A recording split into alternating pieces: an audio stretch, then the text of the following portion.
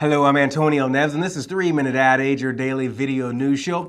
What if Generation Y actually wants to be behaviorally targeted? That was one of the issues Forrester senior analyst Emily Riley raised at the recent OMMA Behavioral conference. She called for industry self-regulation and development of a central web portal.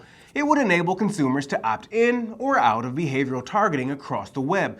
But that still may not placate the newly nominated chairman of the Federal Trade Commission. He's promised to oversee a day of reckoning for online advertising, particularly behavioral targeting. What we really need is to start focusing on what the consumer wants and where they're going and allow them to manage their behaviors. This would include what I call an opt-out site.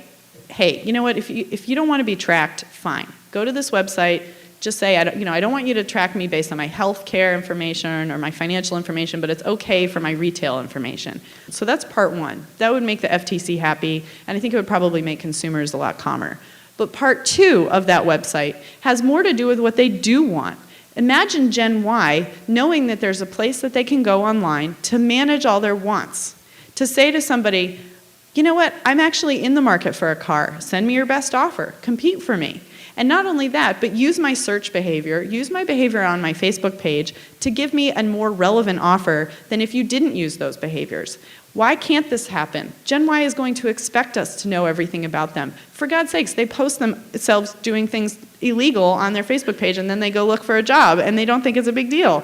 So do you think they're going to be worried about us giving them an offer for a better car that they want? Of course not. The negative, if we don't do this, is that it's going to look like wiretapping. It's going to look like we're sneaky and shady and that we're ignoring what consumers want in order to make a quick buck. I think that if we look at what has happened with some of the upstart companies that are going around the quid pro quo of the website and the consumer, and that's where the data is coming from, that's where the behaviors are happening, and they're saying we're circumventing that, we're going to get to, say, the ISP level, and we're going to just look at everything you're doing anonymously, not tell you when we're searching for you, not tell you how we're targeting you.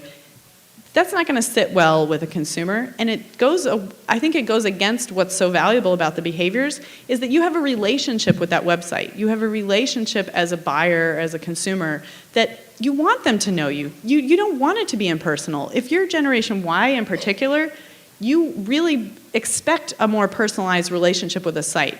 And that's it for this 3-Minute Ad Age. Thanks for being with us. I'm Antonio Neves at Advertising Age in New York.